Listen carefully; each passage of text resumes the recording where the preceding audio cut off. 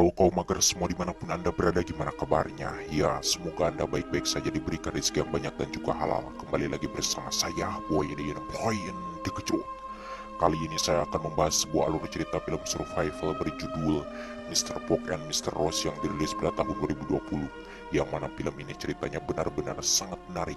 Oke, tanpa berlama-lama kita langsung aja masuk ke alur ceritanya. Dan seperti biasa, cret, cerita bermula dengan memperlihatkan seorang pemburu berlian bernama Gao yang jatuh bersama mobilnya ke bawah jurang. Setelah lama pingsan, akhirnya Gao terbangun dan berusaha keluar dari mobilnya tersebut. Saat Gao berusaha keluar, terlihat di sana ada seorang wanita berpakaian kuno mengintipnya dari kejauhan. Dan ketika Gao sedang mencuci mukanya, wanita yang mengintip tersebut menembak kaca mobil Gao hingga pecah, membuat Gao terkejut. Lantas dirinya pun melemparkan batu ke arah wanita tersebut bersembunyi, menjadikan wanita itu marah dan memukul Gao hingga pingsan. Sebelum melanjutkan ceritanya, kita flashback dulu ke belakang agar kalian tahu kenapa Gao sampai jatuh ke jurang tersebut. 8 jam sebelum Gao jatuh ke jurang, dirinya sengaja meninggalkan kedua temannya yang bernama Siana dan Kinsu, disebabkan ada beberapa orang penjahat yang hendak menangkapnya. Gao yang saat itu kabur ke jalur gunung menggunakan mobil dirinya kehilangan kendali hingga akhirnya Gao jatuh ke bawah jurang tersebut. Kembali ke Gao yang tadi pingsan, dirinya dibawa oleh wanita tersebut ke tempat tinggalnya. Setelah sadar, wanita itu menanyakan, "Siapa namamu?" Gao menjawab, "Aku adalah Gao, si pria krempeng yang disukai banyak wanita." Mendengar itu, wanita tersebut pun memberitahukan bahwa dirinya adalah ratu di suku tersebut bernama Xingyu. Gao Zhenghe. Xingyu. Ketika mereka sedang mengobrol, seorang penasehat Xingyu yang bernama Yunhei masuk ke tempat tersebut. Sambil tertawa di sana, Gao mengungkapkan bahwa dirinya merasa aneh dengan keadaan di tempat tersebut yang seperti zaman dulu, padahal sekarang sudah zaman modern. Yunhei mengatakan, ya pasti Gao akan merasa aneh dengan keadaan di tempat tersebut, sebab Gao adalah satu-satunya orang yang selamat jatuh dari jurang tersebut dan sampai di suku mereka. Melihat Gao terus menertawakan keadaan di tempat tersebut, spontan Yunhei pun marah dan menendang pantat Gao hingga ngegurawi, lalu dimasukkan ke dalam sangkar kayu. Selepas dikurung, Gao yang awalnya menertawakan mereka kini jadi ketakutan dan meminta kepada Xingyu agar dilepaskan. Namun Xingyu mengatakan bahwa dirinya tidak akan melepaskan Gao, sebab Gao sudah berlaku tidak sopan kepada wanita. Dan perlu Gao ketahui bahwa di tempat tersebut yang berkuasa itu bukanlah laki-laki melainkan wanita. Jadi jika Gao tidak mau menghormati wanita yang ada di tempat tersebut, maka dirinya akan mengurung Gao di sangkar tersebut selama-lamanya.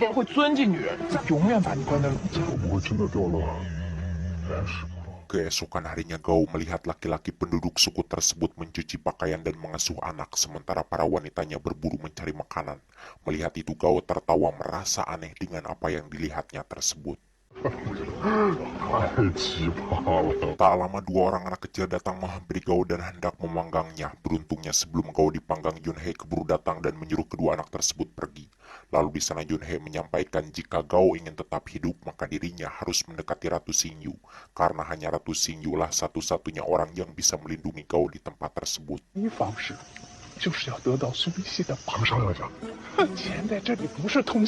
hari keempat, terlihat saat itu Siana dan Kinsu datang ke tempat di mana Gao dan mobilnya jatuh. Lalu di sana Kinsu mengatakan kepada Siana bahwa kemungkinan untuk selamat Gao sangatlah kecil, sebab jurang tersebut sangatlah dalam. Mendengar itu, Siana yang diam-diam mencintai Gao pun merasa sedih dan hatinya ngarak kacak. Anjing naon dah ngarak kacak.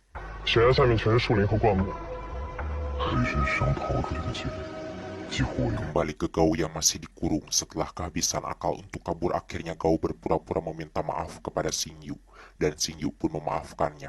Lalu di sana Xingyu menanyakan apa yang menyebabkan Gao sampai jatuh ke bawah jurang tersebut. Gao menjawab bahwa dirinya sampai jatuh ke jurang itu akibat dikejar-kejar oleh penjahat. Selepas mengatakan hal itu, Gao meminta untuk keluar dari tempat tersebut. Namun Xingyu tidak mengizinkannya karena ditakutkannya Gao orang jahat yang nantinya akan membawa bencana kepada suku mereka. Disebabkan Xingyu tidak mengizinkannya pergi dari tempat tersebut, kemudian saat itu Gao mengajak Xingyu pergi ke mobil untuk mengambil barang-barang miliknya. Walaupun Xingyu tidak mengetahui apa itu mobil, akan tetapi dirinya menuruti keinginan Gao tersebut. Sesampainya di sana, Xingyu yang tidak mengetahui kehidupan modern dirinya berniat mau menembak mobil tersebut, karena menurut Xingyu mobil itu adalah binatang buas yang telah menelan Gao.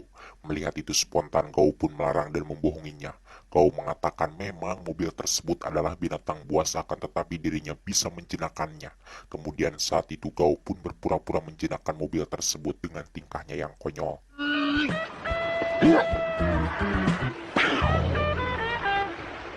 Kemudian di sana dengan polos Xingyu mengatakan jika Gao bisa menjinakkan mobil tersebut, maka dirinya juga pasti bisa menjinakkan Gao. Gao menjawab sebelum Xingyu menjinakkan dirinya, lebih baik Xingyu menjinakkan dahulu mobil tersebut. Ketika Xingyu sedang menjinakkan mobil tersebut meniru gerakan konyol yang dilakukan Gao, Gao yang licik diam-diam mengambil pemukul untuk membabuk Xingyu dari belakang. Saat Gao tega hendak memukulnya dari belakang, beruntungnya di sini Xingyu memergoki perbuatan Gao tersebut, membuat Gao malu dan berpura-pura memukul mobil tersebut dengan mengatakan bahwa mobil itu tadi berniat mau menyerang Xingyu dari belakang. Melihat itu, Xingyu yang polos pun berniat mau membantunya, menjadikan dirinya tanpa sengaja terpukul oleh Gao hingga pingsan.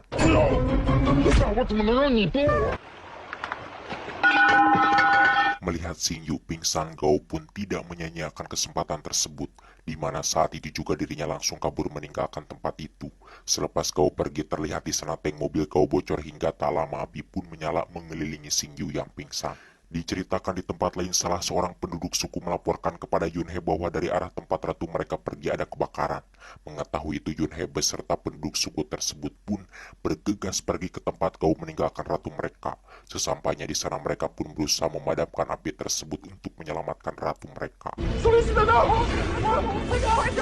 Di waktu yang sama, Gao yang kala itu belum pergi jauh, dirinya mendengar suara teriakan sedih para penduduk, di mana hal tersebut menjadikan Gao merasa bersalah dan langsung kembali menghampiri mereka untuk menyelamatkan Xingyu.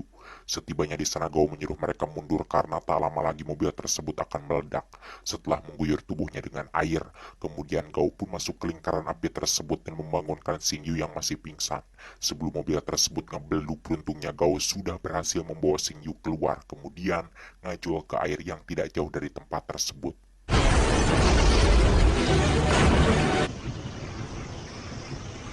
Selepas kejadian itu, Gao meminta maaf kepada Xingyu dengan mengarang cerita palsu bahwa ketika dirinya memukuli mobil tersebut, mobil itu marah menyerang Xingyu dari belakang, kemudian menyemburkan api membuat dirinya kabur ketakutan.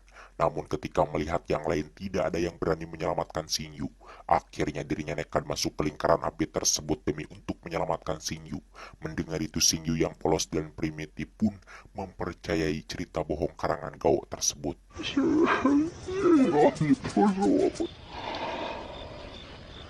Malamnya ketika Gao sedang tidur di dekat api, Yunhe menghampirinya. Yunhe mengatakan jika Gao ingin tetap hidup, maka dirinya jangan pernah mencoba untuk kabur dari tempat tersebut karena ratu mereka sangat menyukai Gao. Mendengar itu spontan, Gao pun menanyakan apa yang membuat Ratu Xingyu menyukai dirinya. Yunhe menjawab bahwa menurut Ratu Xingyu, Gao itu tampan seperti pangeran yang turun dari langit.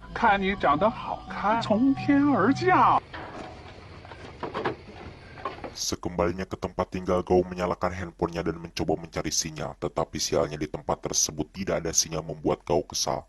Lalu saat itu dirinya memutar musik favoritnya untuk menghibur hatinya yang ingin pulang. Namun baru saja Gao mendengarkan musik, tiba-tiba Xingyu datang mau mengambil handphonenya. Karena menurut Xingyu handphone tersebut adalah binatang buas yang membahayakan manusia. Gao mengatakan bahwa handphone itu tidak berbahaya, bahkan sangat berguna sekali bagi manusia. Kemudian saat itu Gao mengajaknya mendengarkan musik tersebut. Sambil mendengarkan musik di sana, Gao menanyakan jalan keluar dari tempat tersebut karena dirinya ingin segera pulang ke tempat tinggalnya. Dengan setengah sadar saat itu, Xingyu menjawab bahwa jalan keluar dari tempat tersebut itu petunjuknya ada di dalam lukisan Yunhe. Mendengar itu, Gao tidak merasa puas dengan jawaban Xingyu tersebut. Dan ketika Gao hendak kembali menanyakan jalan keluar yang sebenarnya, Xingyu keburu tertidur, lalu Gao pun memindahkannya ke ranjang sederhana yang ada di tempat tersebut. Meskipun Xingyu mengatakannya dalam keadaan setengah sadar, akan tetapi kala itu Gao mencoba mencari di mana lukisan Yunhe tersebut. Hingga akhirnya di sana Gao menemukan sebuah kotak kecil yang berisi lukisan Yunhe. Walaupun di lukisan itu tidak ada petunjuk jalan keluar dari tempat tersebut. Namun di sini Gao merasa bahagia karena dari kotak itu dirinya menemukan sebuah batu safir cahaya bintang yang sangat berharga yang jika dijual harganya bisa mencapai 300 juta dolar. Coba saya kalau yang menemukan batu itu, mungkin saya akan membeli beberapa truk Soko Sampurna Kretek dan kemungkinan saya tidak mulungan puntung lagi. 取名为亚当之星，最后是以死。 Paginya selepas terbangun Gao langsung bangkit dan mengambil kotak kecil tersebut untuk memastikan bahwa apa yang dilihatnya tadi malam itu bukanlah mimpi. Dan setelah dibuka ternyata batu safir tersebut masih ada. Rupanya apa yang dilihatnya tadi malam itu bukanlah mimpi melainkan nyata. Dan saat Gao sedang mengamati batu tersebut, Xingyu datang memergokinya. Karena malu di sana Gao pun berbohong dengan mengatakan ketika tadi dirinya sedang mencari makanan tanpa sengaja dirinya menemukan batu tersebut. 我刚才肚子饿坏了，要去找谁？ 哦，对了，你不是说你肚子饿了吗？我给你拿点吃的。 Kemudian di sana Gao menanyakan dari mana Xingyu mendapatkan batu tersebut. Xingyu menjawab bahwa batu itu adalah peninggalan dari almarhum ibunya. Dan dirinya tidak mengetahui dari mana ibunya mendapatkan batu tersebut. Setelah berfoto, Gao mengajak Xingyu untuk berfoto di suatu tempat dengan tujuan dirinya mau mencari tempat yang diyakini ada batu safirnya seperti yang dimiliki Xingyu. 来来来，这边这边啊！给看， 给我看。嘟。 Sekembalinya ke tempat tinggal, Gao memasak mie instan yang dibawa di tasnya, sementara Xingyu dirinya mengeluarkan semua barang-barang yang ada di dalam tasnya Gao, yang mana di sana Xingyu menemukan stoples obat, dan ketika Xingyu hendak menelannya Gao melarang. Gao mengatakan bahwa itu adalah obat tidur yang jika ditelan maka dirinya akan tidur dengan cepat. 不行不行，这个不能吃，安眠药。哎，这是什么呀？ 哇， Sesudah minyak masak, Gao pun memberikan mie tersebut kepada Xingyu, lalu di sana dirinya merayu agar Xingyu bersedia menukar batu safirnya dengan buku dongeng peninggalan ibunya. Mendengar itu spontan Xingyu pun menolak. Xingyu mengatakan jika Gao menginginkan batu tersebut, maka Gao harus menikahi dirinya terlebih dahulu. 你知道吗？我妈妈其实也很爱我。 它能吃吗？ 吃？ Seminggu kemudian Gao mempunyai rencana busuk, yakni mau berpura-pura menikahi Xingyu dengan tujuan ingin mendapatkan batu berharga tersebut. Dan setelah mendapatkan batu itu dirinya berniat kabur meninggalkan Xingyu. Namun beruntungnya rencana busuk Gao tersebut tidak berjalan dengan baik. Disebabkan Xingyu mengatakan walaupun nanti Gao sudah menjadi suaminya dirinya tidak akan memberikan batu tersebut karena batu itu adalah satu-satunya barang berharga peninggalan ibunya. Mendengar itu akhirnya Gao pun mengurungkan niatnya untuk menikahi Xingyu. Sebelum pergi Xingyu memberitahukan bahwa nanti malam dirinya akan mengajak Gao melihat bintang di lereng bukit tempat mereka berfoto. 我们去看星星吧。好啊，拍照的山坡。太漂亮了。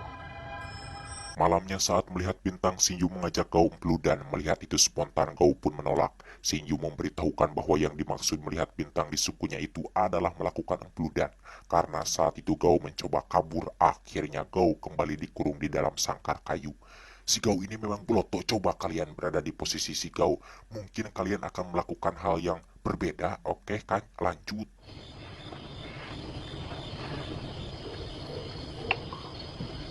Lalu di sana Gao mengatakan kepada Xingyu dirinya tidak mengetahui bahwa yang dimaksud melihat bintang oleh Xingyu itu adalah empeludan. Jika Xingyu ingin melakukan empeludan sebagai pernyataan cinta, dirinya tidak menyukainya karena itu terlalu terburu-buru. Sebab biasanya di tempat Gao orang yang hendak menyatakan cinta itu pasti dia menyiapkan terlebih dahulu sesuatu yang romantis. 告白成功率就会高一些。 下雪。 Siangnya terlihat di tempat lain Kinsu dan Xiana berusaha melakukan pencarian menggunakan drone, namun sialnya ketika sudah berada di hutan tersebut drone-nya malah jatuh. Kinsu mengatakan bahwa di bawah sana pasti ada medan magnet khusus sehingga menyebabkan drone-nya jatuh. Sementara di tempat lain siang itu Gao dibawa oleh Xingyu ke dalam hutan. Sesampainya di suatu tempat Xingyu menumpahkan darah ayam ke tubuh Gao sebagai bentuk pernyataan cintanya. Melihat itu spontan Gao menolak cintanya Xingyu. Xingyu mengatakan bukankah Gao pernah bilang jika dirinya menyatakan cinta dengan baik Gao akan menerimanya. Gao menjawab dirinya tidak mau menikah dengan Xingyu karena jika mereka berdua sudah menikah juga Xingyu tidak akan memberikan batu safirnya. Walaupun Gao menolak tetapi di sini Xingyu tidak kehabisan akal. Terlihat di sana dirinya menjebak Gao hingga akhirnya Gao terpaksa menerima cintanya. 那要不要和我看看？ 星星月亮我都 Saat perjalanan pulang di sana Gao menemukan serpihan runnya Kinsu, lalu dirinya pun mengambil serpihan run tersebut, yang mana di serpihan run itu ada tulisan yang pernah Gao ucapkan kepada Kinsu dan Xiana. Melihat itu di sini Gao menyadari bahwa kedua sahabatnya itu sekarang sedang berusaha mencari keberadaan dirinya. 不败热血。 哎呦，这好不好？ Di hari ke-12 ketika sedang duduk Gao teringat bahwa dirinya memiliki kontrak dengan seorang perempuan bernama Lian, yang mana perjanjiannya bahwa setiap 15 hari sekali Gao harus melaporkan kepada Lian mengenai bisnis mereka. Ingat akan hal itu di sini Gao menjadi ingin segera keluar dari tempat tersebut, karena jika tidak pastinya Lian akan menuntut Kinsu dan Xiana. Lalu saat itu Gao mengatakan kepada Xingyu bahwa mulai besok dirinya bersedia menjadi suaminya dengan tujuan agar Xingyu tidak menyembunyikan rahasia apapun dari dirinya. 所有人都知道，我成了你的男人。 Kembali ke Kinsu dan Xiana malamnya mereka kedatangan Lian dan menanyakan Gao. Xiana menjawab bahwa Gao pergi ke atas gunung untuk ziarah ke makam ibunya. Lian mengatakan jika Gao tidak juga pulang dalam waktu 48 jam maka otomatis kontrak mereka akan berakhir. Selain itu dirinya juga akan menuntut mereka berdua karena sudah melanggar kontrak yang telah disepakati sebelumnya. 之后要是再见不着他人，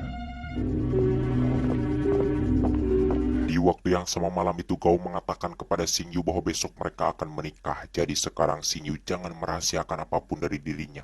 Usai mengatakan hal tersebut Gao menanyakan apa yang ada di ujung hutan ini. Dengan polos Xingyu menjawab bahwa di ujung hutan ini ada gua. Mendengar itu Gao tersenyum merasa bahagia karena dirinya merasa yakin bahwa gua itu pasti jalan keluar dari tempat tersebut. Walaupun di hutan itu ada magnet khusus yang membuat kompas tidak berfungsi, tetapi Gao merasa percaya diri bahwa dirinya pasti akan bisa keluar dari tempat tersebut dengan selamat. 是不是就能走出迷雾森林了？ Karena sudah mengetahui jalan untuk kabur, kini Gao pun merencanakan agar dirinya terbebas dari pengawasan mereka. Terlihat di sana Gao mengajak Xingyu masuk ke tempat penyimpanan tuak dengan berpura-pura bahwa dirinya ingin mabuk. Lalu di sana Gao menanyakan, apakah di suku Xingyu suka minum tuak saat menikah? Xingyu menjawab iya. Mengetahui itu tanpa basa-basi Gao pun langsung memasukkan obat tidur yang selalu dibawanya ke dalam tong wadah tuak tersebut dengan tujuan agar nanti pas acara pernikahannya tiba penduduk suku tersebut semuanya tertidur sehingga dirinya bisa kabur dari tempat tersebut. 我们那儿结婚的时候也喝酒，叫喜酒。你要警惕那些燃烧整片森林。 高天汉，是不是有猛兽？ Sebelum tidur Xingyu menepati janjinya yakni memberikan batu safirnya tersebut kepada Gao. Xingyu mengatakan bahwa besok Gao akan menjadi suaminya. Jadi sekarang apapun yang dimilikinya dirinya akan memberikan semuanya kepada Gao.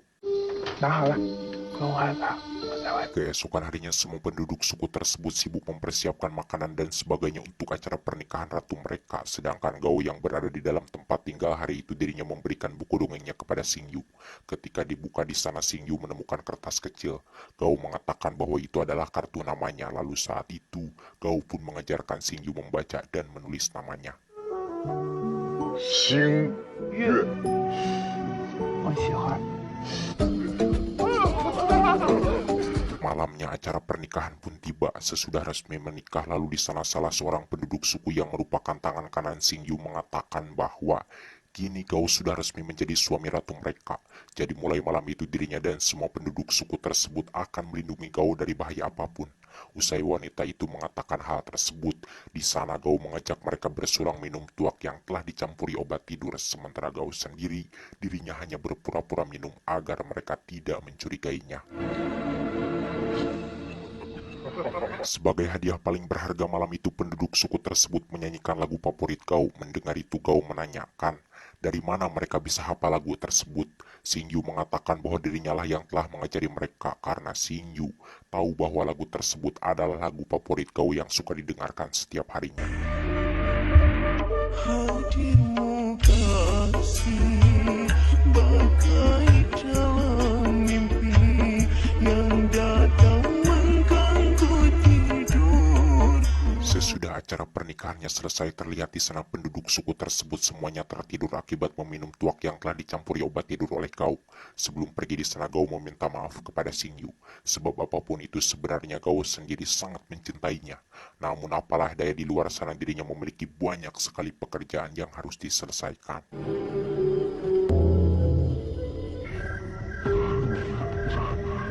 Paginya semua penduduk suku tersebut berpencar mencari Gao, tetapi usaha mereka tidak berhasil. Terlihat di sana Xingyu marah karena Gao sudah tega membohonginya, sementara Gao orang yang sedang dicarinya, di mana saat itu dirinya sudah sampai di gua yang pernah dikatakan oleh Xingyu.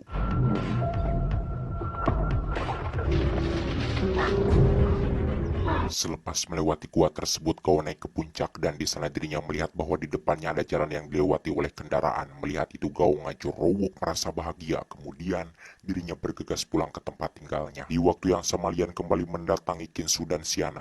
Disebabkan Gao tidak juga pulang, Lian berniat mau menyita rumah Gao dengan memaksa Xiana untuk menandatanganinya. Beruntungnya dalam keadaan semacam itu Gao datang.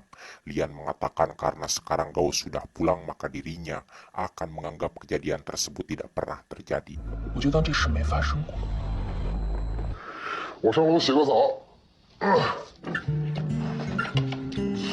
Ketika sedang makan, Qinsu yang merasa penasaran dirinya menanyakan apa yang membuat Gao kuat bertahan hidup di hutan tersebut selama 15 hari. Mendengar pertanyaan semacam itu, Gao tidak menceritakan kejadian yang sebenarnya. Gao mengatakan bahwa dirinya bisa bertahan hidup di hutan itu karena memakan tumbuh-tumbuhan.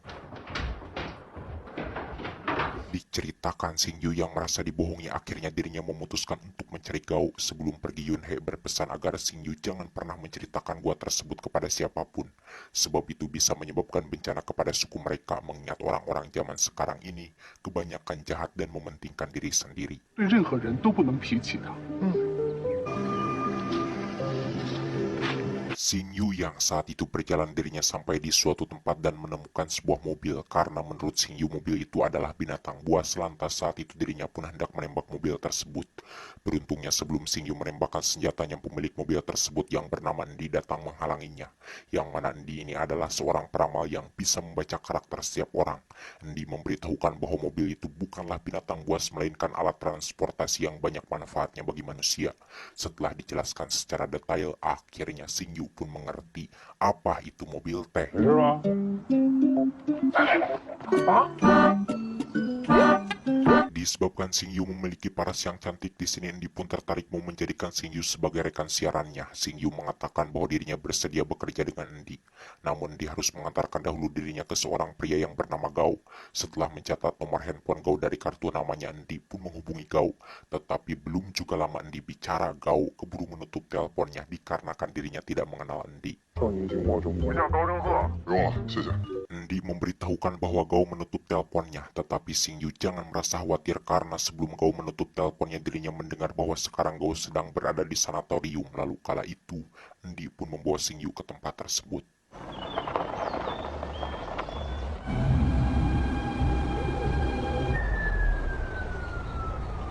Dan memang benar saat itu Gao beserta kedua sahabatnya sedang berada di sanatorium menjenguk pamannya, sekaligus mau menghibur orang-orang yang ada di tempat tersebut. Sesampainya di sana, Xingyu yang belum pernah melihat badut pun langsung menghampirinya. Dan ketiga badut itu tak lain adalah Gao, Qinsu, dan Xiana. Melihat Xingyu datang spontan, Gao pun kabur ketakutan. Karena Gao tidak ada di tempat tersebut, lantas kala itu Endi pun membawa Xingyu pulang untuk diajak siaran langsung di acaranya. Namun tanpa disangka Gao yang saat itu bersembunyi dirinya bersin sampai akhirnya Gao terpaksa muncul sambil gual-geol. Di tengah perjalanan Xingyu menanyakan, apakah badut itu manusia? Endi menjawab, ya badut itu manusia, namun dia memakai topeng untuk menghibur orang lain. Xingyu mengatakan jika badut itu manusia berarti badut yang tadi bersin itu adalah Gao, sebab bersinnya itu sama persis seperti Gao. Lalu Xingyu pun mengajak Endi untuk kembali ke sanatorium tersebut. Namun sesampainya di sana, sialnya Gao sudah keburu pulang membuat Xingyu kecewa dan duduk di pinggir jalan. Sementara Gao yang berada dalam perjalanan untuk pulang, di tengah jalan dirinya menyuruh kedua sahabatnya untuk pulang duluan dan melacak keberadaan Endi. Sedangkan Gao sendiri, dirinya akan menemui dulu Lian. Setibanya di tempat Lian, Gao pun marah disebabkan Lian sudah berani mau menyita rumahnya yang harganya tidak sebanding dengan uang yang telah diberikan Lian kepada dirinya. 有人来才怪了。Setelah Gao mengganti pakaiannya, terlihat di sana Lian menghampirinya, yang ternyata diam-diam Lian ini sangat mencintai Gao. Namun di sini dengan tegasnya Gao menolak karena dirinya tidak mau berhubungan asmara dengan orang yang telah membayarnya. Dan ketika mereka sedang beradu mulut, Kinsu mengirimkan lokasi keberadaan Di. Kemudian saat itu Gao pun pergi menuju lokasi tersebut.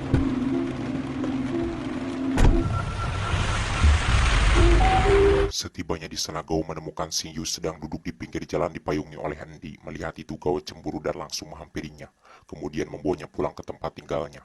Sesampainya di sana Xingyu mengatakan jika Gao tidak mau menikahinya dirinya tidak akan memaksa.